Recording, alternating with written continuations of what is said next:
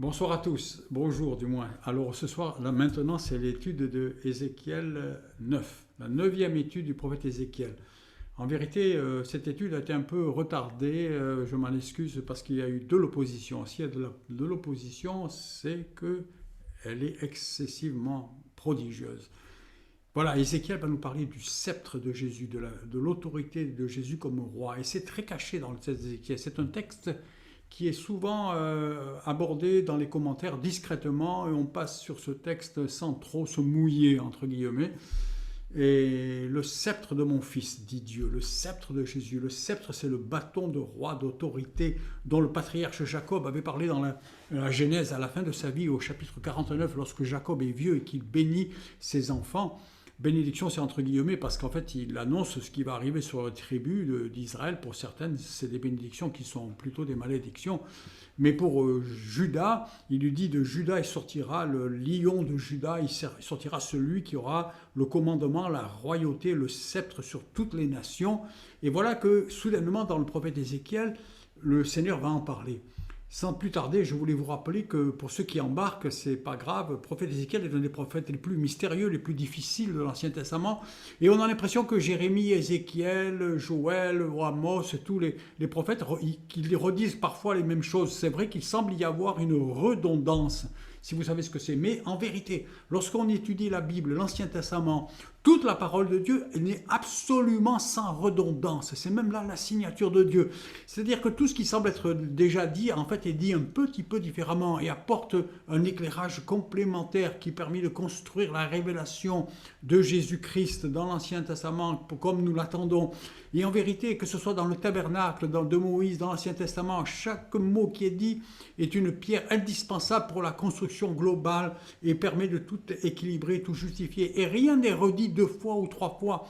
Et les choses sont dans un prophète, puis dans un autre, dans un temps, puis dans un autre. Mais tout globalement, le Seigneur construit la révélation sans redondance. Et c'est là une signature de Dieu, parce que c'est fait à travers les siècles, à travers des livres différents, à travers des contextes historiques différents que le Seigneur révèle la venue de Jésus, du Fils.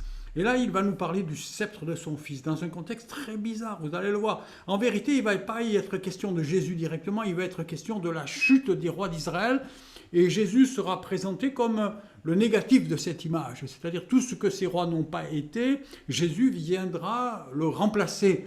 Et donc, dans l'image négative des rois de la fin, je livre un peu la recette de l'étude pour ceux qui vont nous quitter, parce que j'ai compris que beaucoup de gens n'étudient pas jusqu'au bout, et il reste 5-6 minutes, alors sachez-le, dans toute cette étude, ces chapitres que nous allons voir d'Ézéchiel, pas juste 2 chapitres, on va voir 21, 22 je crois, eh bien, il y a l'image de Jésus en négatif. Nous l'avons déjà dit, je prends le texte, il est bon de le redire, Dieu avait préparé Ézéchiel en lui faisant voir la gloire. Dans les grandes visions, au début, nous avons vu qu'Ézéchiel a vu quelque chose que personne n'a jamais vu dans l'Ancien Testament, la gloire de Dieu. Et la gloire de Dieu, il y a des chérubins, il y a des roues, il y a des anges, il y a du bruit, il y a de la lumière, il y a du feu, il y a de la justice, il y a de l'airain, il y a plein de choses dont on a parlé, des ailes. Mais surtout, il y a un ciel de cristal et au-dessus un trône, et sur ce trône, il y a un homme, quelqu'un le fils de l'homme. Et ce fils de l'homme, c'est ce roi dont le Seigneur nous a déjà parlé. Et ainsi, nous l'avons déjà dit, Dieu avait préparé Ézéchiel dès le début en lui faisant voir cette gloire, dans un but. Le but, c'était de nous montrer que sur cette gloire, il y avait un rameau que Dieu allait choisir, ce rameau dont on a parlé la dernière fois, cette cime élevée de la gloire, que le Seigneur allait prendre et allait planter à Jérusalem à la place des rois déchus de cette lignée rejetée qui descendait de Salomon, de ces derniers rois, Joachim et Sédécias, des rois qui ne tiendront pas leur serment, qui abonderont avec tout le peuple de Jérusalem, avec les sacrificateurs, avec cette génération rejetée, abondèrent dans l'idolâtrie, on est en moins 587, au moment de la destruction de Jérusalem. Cette génération auquel le prophète Jérémie, notre prophète Uri, ont parlé en disant « Repentez-vous, suivez, acceptez le joug de Dieu à cause de votre péché », et que le Seigneur a voulu amener à Babylonie pour arracher l'idolâtrie. Et maintenant, nous allons voir que Dieu donne ce nom dans la gloire, cet homme qui est pris dans la gloire, qui est arraché de la gloire, il lui donne un nom, Et ce nom qui paraît, c'est que cet homme qui est planté, ce Messie qui est planté, c'était le titre de l'étude précédente et que nous avons vu, enlevé d'une cime en hauteur de la gloire. Et la gloire, ce qu'elle a de plus haut sur sa cime, c'est ce trône que Ézéchiel avait vu avec un homme assis dessus, en forme d'homme. Eh bien, c'est son fils. Dieu l'appelle son fils. Et c'est d'abord le Seigneur présentait l'épée de la destruction qui allait briser le cœur d'Ézéchiel. Et le Seigneur était là alors comme un consolateur. Parce qu'Ézéchiel, quand il voit la destruction, quand il voit le rejet, quand il pense que tout va être détruit, Ézéchiel va gémir, comme avait pleuré aussi le prophète de Jérémie, comme tous les prophètes d'Israël ont pleuré quand ils ont vu la déchéance de ce qui allait arriver, la déchéance des dernières générations, et la destruction qui allait venir sur Jérusalem. Comme Jésus a pleuré sur la destruction de Jérusalem, en disant « Si tu connaissais la paix, le moment qui te visite », une épée était préparée contre Jérusalem et contre sa royauté, mais cette épée était celle du roi de Babylone. Nebuchadnezzar, le roi de Babylone, avait le sceptre d'une royauté. Il allait s'avancer pour détruire le sceptre de Jérusalem. Et donc cette histoire de guerre, elle est présentée comme sceptre contre sceptre. C'est-à-dire la royauté de Babylone, il sera question aussi il était avec question de la royauté de Pharaon, et là, Babylone va venir contre la royauté de Jérusalem. Il y a une épée qui est appelée contre les lieux saints. 21.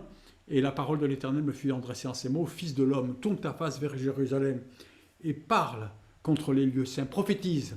Je tirerai mon épée de son fourreau et tout le monde sera détruit, le juste et le méchant. Parce que je veux exterminer du milieu de toi le juste et le méchant. Mon épée sortira pour frapper toute chair du nord au sud. Le jugement était arrivé sur Jérusalem. Il y avait de quoi se lamenter pour le prophète Jérémie.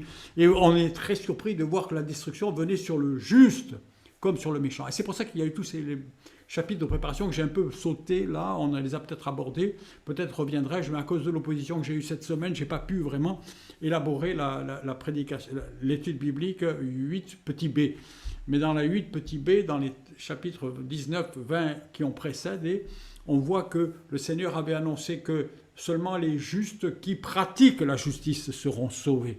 Mais ceux qui sont justes sous la loi, ces sacrificateurs qui se croyaient justes parce que devant les règles formelles, ils pratiquaient mais sans circoncision de cœur, le Seigneur va les détruire aussi. Il détruira les injustes, mais les justes qui étaient justes devant la loi, mais qui n'étaient pas justes au sens où le Seigneur le réclame dans les chapitres précédents, dont je n'ai pas encore beaucoup parlé. Mais c'est ce que le Seigneur appelle la justice du cœur. Non seulement être juste devant la loi, mais être justifié par la pratique, dans la vie réelle de tous les jours. Nous avions parlé de la vie réelle. Et je disais que les sacrificateurs de Jérusalem étaient un peu comme les scientifiques d'aujourd'hui. Moi, je connais beaucoup de mathématiciens qui vivent pas dans la réalité, mais ils vivent dans leurs équations, dans un monde artificiel qui est modélisé par les équations. Aujourd'hui, notre génération, par exemple, croit à l'intelligence artificielle. C'est du bidon, tout ça.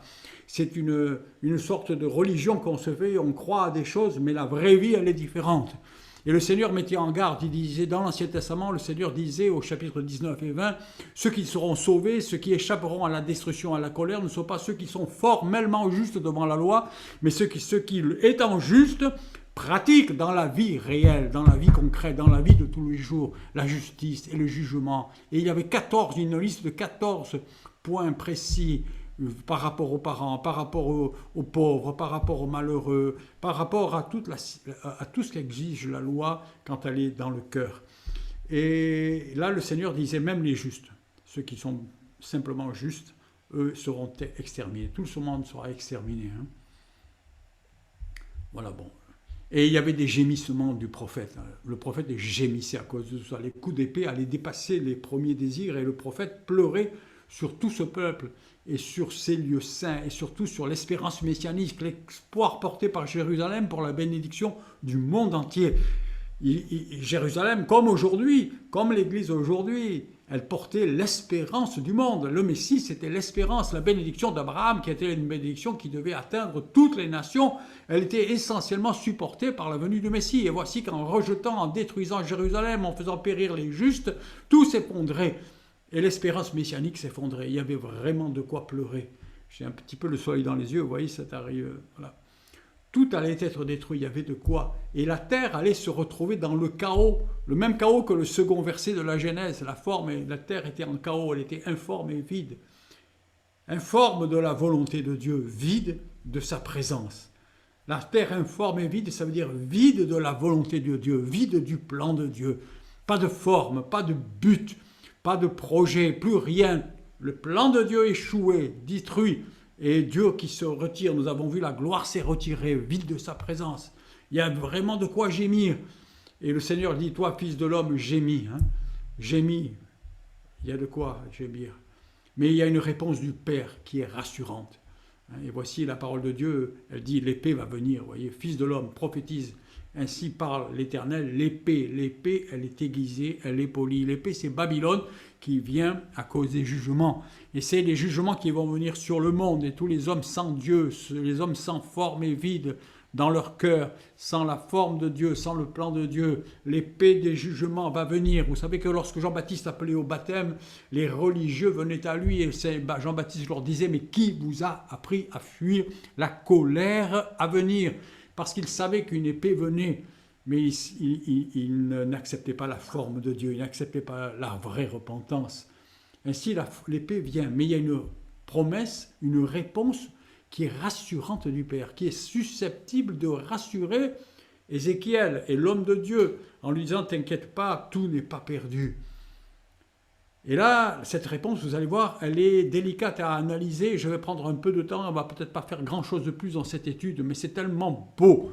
À mon avis, c'est le sommet de la révélation du livre d'Ézéchiel. Beaucoup de gens s'attardent dans Ézéchiel, dans les chapitres 36, 37, 38, 39, à la fin. Ces chapitres qui parlent de Gog, de Magog, de choses qui ressemblent à l'Apocalypse, parce qu'il y a des choses, on va dire, plus croustillantes, qui parlent des temps de la fin, et qui sont importantes, qui sont des révélations. Mais là, on est vraiment dans le cœur du cœur, dans ces chapitres-là, depuis le chapitre 17 au chapitre 22, on est dans le cœur du prophète Ézéchiel, et de toute la prophétie peut-être. Ézéchiel 21, 10, c'est pour massacrer qu'elle est aiguisée, cette épée. Babylone, il vient pour massacrer, c'est Dieu qui l'envoie, c'est pour étinceler qu'elle est polie. Et là, on est devant, vous voyez, dans la version seconde, le Seigneur dit, les 3 petits points, c'est vraiment le texte. Le Seigneur dit, nous réjouirons-nous, point d'interrogation, il y a une question. Le sceptre de mon fils méprise tout bois. Alors, on est devant une phrase qu'on va analyser. Il y a d'abord 3 petits points. Vous voyez, ça veut dire, le sceptre arrive, la destruction arrive. On va pleurer, en fait. Mais est-ce qu'il y a une raison de se réjouir ? C'est une question. Et puis, il est question de sceptre, du fils et de tout bois. Et cette phrase, il faut bien l'analyser. Tout est dans cette phrase. Cette phrase est assez difficile à bien comprendre. Alors, il est important de comparer avec d'autres traductions, en particulier les 2 traductions réputées en français les plus fidèles au texte hébraïque. La Darby, la version Darby, elle dit, voyez, au Dieu, réjouissons-nous, le sceptre de mon fils méprise tout bois. Le texte dit, ou bien, réjouirions-nous. C'est-à-dire que l'interrogation, elle est ou bien, elle présente une alternative. Nous réjouirions-nous bien. Et ce n'est pas un futur seulement comme dans second, mais vous voyez, Darby insiste bien sur un jouirions. Vous voyez, il y a 2 fois le i, ça veut dire que c'est un conditionnel futur. Disant, le sceptre de mon fils méprise tout bois. Et la version Chouraki, qui est la version encore la plus précise, au lieu de réjouir, dire exulterions-nous. Exulter, c'est exploser de joie. Exploser. Donc il y a l'idée d'être en joie, mais dans une joie indicible, une joie. Alors que le contexte, vous l'avez compris, c'est cette épée, elle arrive, elle détruit même les justes. Gémis, parce que c'est terrible. Tout ce que Dieu a fait en Israël est détruit, et il semble que tout est perdu. Mais il y a 3 petits points, et puis il y a une question qui parle d'un futur, mais un futur qui est conditionnel en disant ou bien. C'est-à-dire une alternative. Vous voyez, ce ou bien que Darby traduit bien dans la traduction, ce ou bien veut dire on est en train de se lamenter, mais peut-être il y a une autre possibilité pour sortir de la lamentation, Comme aujourd'hui, on a l'impression que tout va mal finir dans le monde. L'écologie est là, la pollution est là, les eaux montent, l'incrédulité monte, l'impudicité monte, tout est foutu, entre guillemets. Mais 3 petits points, ou bien peut-être on pourrait se réjouir. Parce que, pourquoi c'est conditionnel? Parce que peut-être il y a une condition qui fait qu'on pourrait se réjouir. Et vous voyez, Chouraki est aussi au conditionnel. Exulte, non pas exulterons-nous, mais exulterions-nous. C'est-à-dire, s'il y avait quelque chose, s'il y avait une révélation exceptionnelle, peut-être qu'il y aurait un moyen d'échapper à la lamentation et d'avoir de la réjouissance. Et voici le moyen d'échapper. Qu'est-ce qu'il y a pour échapper à la lamentation, pour être dans l'alternative? Qu'est-ce que c'est la vérité qui conditionnerait l'exultation, la réjouissance? Eh bien, c'est le rameau de mon fils exclut tout arbre. Waouh! Vous voyez, dans Darby, c'est le sceptre de mon fils méprise tout bois. Là, c'est le rameau de mon fils exclut tout arbre. Il y a le fils qui est là, et le rameau, le sceptre, c'est le signe de sa royauté. Parce que dans le chapitre 17, 18, 19, dont nous avons parlé la dernière fois, quand Dieu dit qu'il allait prendre dans la gloire quelqu'un pour le ramener et le planter à Jérusalem, nous avons dit que le Messie était planté à Jérusalem. Le terme qu'il avait dit dans la version exacte, c'était qu'il avait pris un rameau souple dans la haute gloire, sur le cèdre du ciel le plus haut, et le cèdre était le symbole de la gloire. Et il avait prononcé ce rameau. Rameau, c'est le Fils qui était là-haut, et ce rameau de Fils, le Fils, il est en haut. Ce trône qu'on a vu, Jérémie nous avait révélé que c'était le trône de gloire. C'est-à-dire qu'il était au sommet de la gloire, et il était sur un trône. C'est-à-dire que le Fils qui est là-haut sur le trône, il règne. Et le règne, c'est le sceptre. Et donc le bois et le sceptre, c'est le signe de la royauté, vous voyez. Dans toutes les traductions, cette partie de phrase est une interrogation, mais Darby et Chouraki utilisent un conditionnel. Réjouirions-nous, exulterions-nous? Et Darby présente cette question comme disant par ce « ou bien », dans le but de bien souligner la présentation d'une alternative entre deux attitudes. C'était ça les 3 petits points. J'ai mis, tu as raison mon prophète, 3 petits points, mais peut-être il y a « ou bien ». Au lieu de gémir, tu peux aussi maintenant te réjouir. Et c'est intéressant parce que ça nous parle vraiment de comment les choses s'accomplissent, comment elles vont s'accomplir et comment elles sont dans nos vies face au gémissement du monde et face au gémissement du péché, face au gémissement de la destruction. La vie est dure, la vie est un combat, elle est dure à la naissance, elle est dure à la fin, elle est dure au milieu, elle est dure partout, mais peut-être qu'il y a quand même une raison de se réjouir. Majeure. Darby présente ça dans le but. Pour passer du gémissement à la joie, il faut en fait un fait nouveau qui soit un fait puissant. Vous voyez, pour changer une attitude complètement, pour passer le ou bien c'est une alternative, tu es dans le gémissement, ou bien tu pourrais te réjouir. Ce serait peut-être plus logique, c'est ça que le Seigneur le dit. Et ce fait justifie l'emploi du conditionnel, car Dieu a ajouté alors une promesse. Une affirmation de Dieu est toujours une promesse, parce que quand Dieu dit quelque chose, c'est une promesse, elle s'accomplira. Et ici, la promesse qui doit s'accomplir, c'est « Mon fils, lui, il méprisera tout sceptre ». C'est-à-dire, mon fils, celui que je vais prendre dans la royauté, ce dont on a vu dans le chapitre précédent, il va mépriser tout sceptre, c'est-à-dire toute royauté qu'il attaquera. Les sceptres royaux étaient en bois à l'époque. Et ainsi, la question de Dieu au prophète, elle peut se paraphraser ainsi. Vous voyez, je fais une grande paraphrase. Paraphrase, ça veut dire une traduction libre, qui essaye de faire comprendre ce que l'on est en train de dire. C'est comme si Dieu disait, si je te disais que celui que je planterai sur le trône de David, ce rameau que je prendrai au sommet de la gloire, si je te disais d'abord qu'il sera mon propre fils, et si je te disais que lui, planté à la place des rois Sédécias, Joachim, de toute cette descendance de Salomon, lui ne fléchira jamais, ni devant Nebuchadnezzar, ni devant aucun autre roi, ni devant l'empereur de Rome, ni personne, ni devant l'Antichrist, alors te réjouiras-tu. C'est-à-dire que l'espérance va être glorieuse. Quand il est question de ne pas fléchir, ce n'est pas une question de fléchissement politique ou militaire, c'est une question que sa justice sera totale. Parce que nous avons vu que si les rois fléchissent, ce n'est pas pour des questions politiques ou militaires, c'est parce qu'à la base, ils ont été idolâtres. À la base, ils ont rejeté le plan de Dieu. À la base, ils ne sont pas dans la justice. Ce conditionnel établissant une interrogation future conditionnée à une promesse. Quand on fait un conditionnel, c'est parce qu'il y a une promesse à côté. Vous voyez, par exemple, si je dis, lorsque quelqu'un dit, si je gagnais, au casino, à la loterie, ou je ne sais pas, si je gagnais, il dit, j'achèterai cette auto. Hein.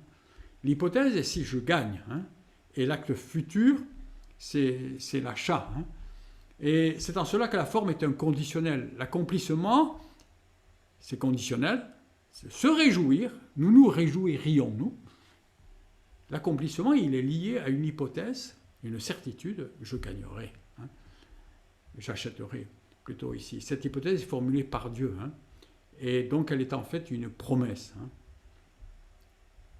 Bon, j'en ai assez dit sur ce terme, je crois que je l'ai écrit ici, j'ai essayé de l'écrire. Hein. Et maintenant, nous sommes dans une des paroles les plus admirables de l'Ancien Testament, dis-je, parce que non seulement il y a cette promesse que ce roi, lui, ne fléchira pas, qu'il résistera contre tous les sceptres, mais non seulement cela, mais le nom du Messie est explicitement donné. C'est plus le Messie, c'est plus un roi, c'est plus un rameau, c'est plus l'homme qui est dans la gloire qui viendra, mais c'est mon fils que je planterai à Jérusalem.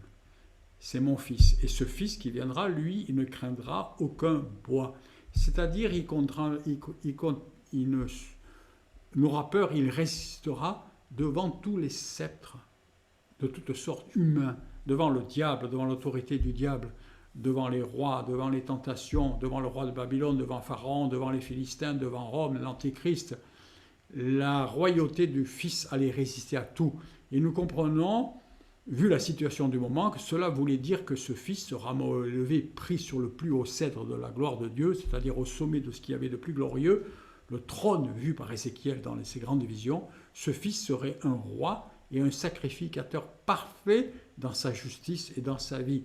Et notons que le mot sceptre est en fait dans la version Chouraki et dans la King James aussi, bois, parce que il n'est pas écrit un sceptre, mais un bois, parce que les sceptres étaient faits dans le bois. Mais c'est intéressant de vérifier, parce qu'on en parle dans d'autres contextes, que l'interprétation était que les sceptres étaient en bois et désignaient l'autorité des rois. Mais comme souvent, en relation avec Israël, cette parole eut un accomplissement littéral absolu, car Jésus résista sur la croix. Et sur le bois de la croix, qui était quelque part un trône, un endroit où Satan a voulu l'écraser, mais ça a été son trône à lui où il fut élevé. Sur le bois, Jésus a résisté. Il y a un accomplissement spirituel, allégorique, et puis ça finit, comme souvent, quand il est question d'Israël dans les prophéties, par un accomplissement littéral, absolu, qui dépasse même l'entendement de ce que le prophète pouvait comprendre. Et ainsi, souvent, l'accomplissement total, il est d'abord littéral, il est à la fin littéral, au-delà de tout ce qu'on peut penser ou imaginer. Hein. Voilà. Et je voudrais terminer en vous disant ce que je vous disais, c'est que, quelque part, c'est le négatif.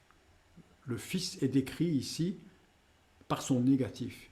En d'autres termes, le Père venait de donner la description complète, la photo d'identité de son Fils, le Messie, en donnant non pas la photo de son Fils, mais le négatif de cette photo. Hein. Ce langage ne peut parler qu'aux anciens, ceux qui ont connu les photos anciennes avec les pellicules, vous avez déjà vu, dans le négatif, ce qui est noir apparaît blanc dans le négatif, ce qui est vert apparaît jaune ou rouge, je ne sais plus, dans les couleurs inverses, c'est-à-dire que le négatif fait le contraire. Et si vous avez un négatif, eh bien vous pouvez deviner la photo, parce que si les cheveux sont noirs sur le négatif, c'est que la personne est blonde. Et donc, c'est ce que je dis là, hein. D'une part, le Père avait un fils, c'est ce que nous apprenons, hein, et ce fils serait le réparateur de tout ce qu'ont été les négatifs, c'est-à-dire Joachim, c'est-à-dire qu'ils n'ont pas résisté, ils ont eu des serments qu'ils n'ont pas tenus, leur justice n'a rien valu, ils ont été idolâtres, ils ont adoré l'argent, l'or et les idoles du monde, et c'était là tout ce que Jésus ne va pas faire. Jésus va résister à Satan, va résister à l'idolâtrie, va résister à la tentation, il va résister à l'injustice. Et Dieu prévenait le prophète, cesse de te lamenter. Quelque part, le prophète était ramené à la raison. Maintenant, vous allez voir, Dieu dit au prophète, cesse de te lamenter, car cela n'en vaut pas la peine. Parce que l'épée va venir sur Sédécias comme sur Joachim. Et ces rois-là, ils ne valent pas la peine que tu te lamentes. Et là, il y a une autre parole qui est quelquefois mal interprétée. Hein.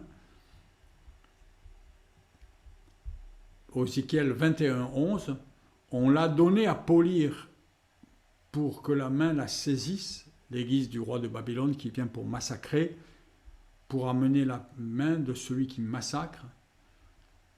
Et puis, le Seigneur dit, tu peux crier, tu peux gémir, cela ne changera rien pour ces gens-là.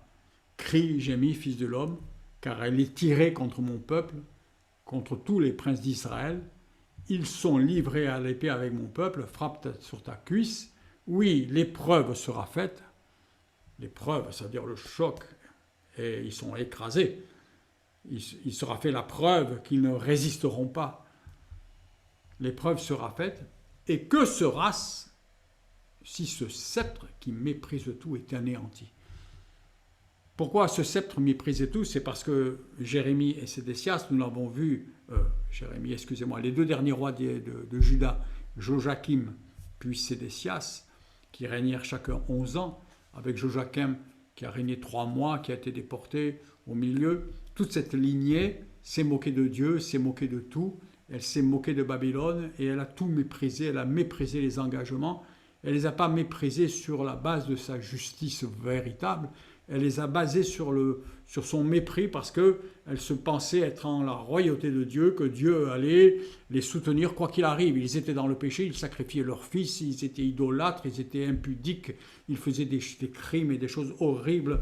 On a vu le médaille d'or olympique du péché, puisque le péché de ces rois-là et de ces sacrificateurs de ce temps-là, Dieu avait dit que le péché de Sodome à côté était rien du tout. C'est-à-dire qu'ils avaient vraiment la médaille d'or absolue du péché, et malgré tout, ils méprisaient les enseignements de Jérémie et des prophètes. Ils méprisaient la menace de Dieu qui disait « J'envoie Babylone contre toi, mettre un joug ». Ils méprisaient tout cela parce qu'ils se croyaient être au-dessus de tout. Et le Seigneur dit, crie, gémit, et qu'est-ce que ça peut faire? Que sera-ce, hein, voyez? Et que sera-ce? Et qu'est-ce que ça peut faire? Il dit à Jérémie, si ces rois-là sont détruits, je les ai rejetés, ils ne valent rien. Mais réjouis-toi parce que je vais amener le vrai. Hein. Ce sceptre, c'est-à-dire ces derniers rois, eux, ils avaient tout méprisé. Ils avaient méprisé les paroles de Dieu. Hein. Vous voyez, Darby dit, car l'épreuve est faite. Et quoi?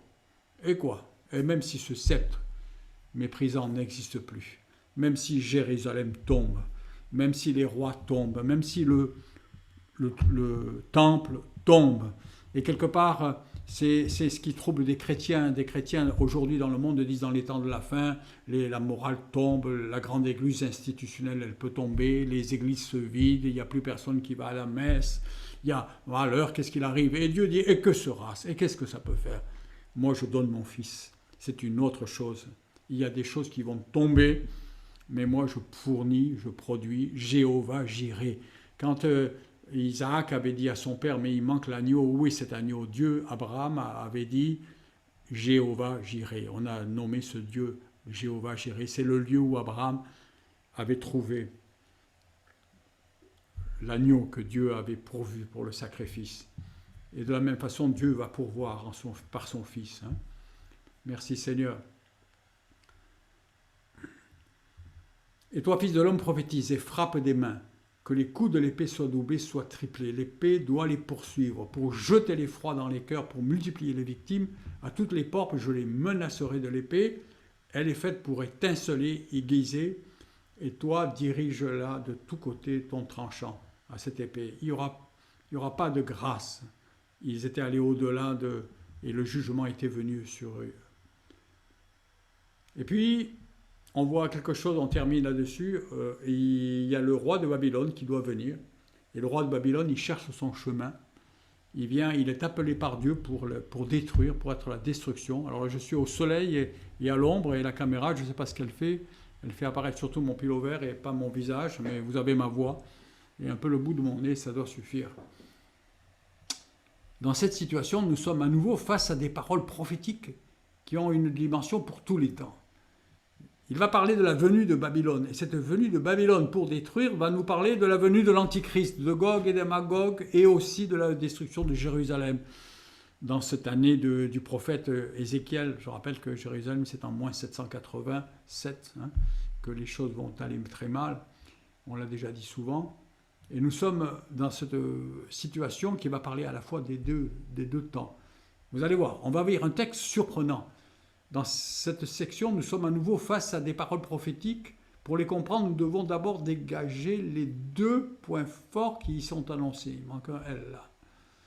Alors on va voir que Dieu trace deux chemins tracés pour le destructeur. Il vient de Babylone, Nebuchadnezzar, pour détruire, et le Seigneur lui dit, trace-lui deux chemins. Un chemin pour aller à Jérusalem et un chemin pour aller à Rabat, la capitale des Ammonites. Les Ammonites sont des ennemis de toujours du peuple d'Israël. Et étant ennemis d'Israël, ils sont ennemis de Dieu, en vérité. Et on rejette Israël parce qu'on rejette Dieu. Si les Juifs ont tant été persécutés dans le monde, c'est parce que le diable sait que c'est le peuple de Dieu. Et en persécutant Israël, il a persécuté Dieu. C'est-à-dire c'est un rejet de Dieu. Et les Ammonites, ici, nous allons voir, c'est un peuple qui catalyse, qui symbolise le rejet de Dieu. Il y a deux chemins. Mais le roi de Babylone, il va hésiter. Quel chemin je prends? Est-ce que je vais à Jérusalem ou je vais à Rabat? Eh bien, on va voir que la réponse, le Seigneur lui dit, ce sera d'abord à Jérusalem que tu iras. Mais, on le comprend en lisant la suite, les Ammonites ne perdront rien pour attendre, parce que tu iras aussi les détruire un peu plus tard. Hein. Et donc, il y a une destruction, puis il y en a une autre qui va apparaître dans la prophétie que l'on va lire, qui est un peu difficile à décoder aussi. Et une de ces destructions, elle aura lieu tout de suite. C'est la destruction de Jérusalem, qui va se faire du vivant d'Ézéchiel et de Jérémie. Mais une autre destruction, elle, on découvre qu'elle va être beaucoup plus tard. Elle n'aura lieu qu'à la venue de celui à qui appartient le jugement et à qui Dieu le remettra. C'est-à-dire ce Fils, celui qui est promis, ce Messie. C'est que quand le Messie viendra, le deuxième chemin sera emprunté. Et avant d'aller plus loin dans l'analyse de la suite de ce chapitre 21, vous voyez, ce chapitre 21 d'Ézéchiel, c'est un chapitre colossal.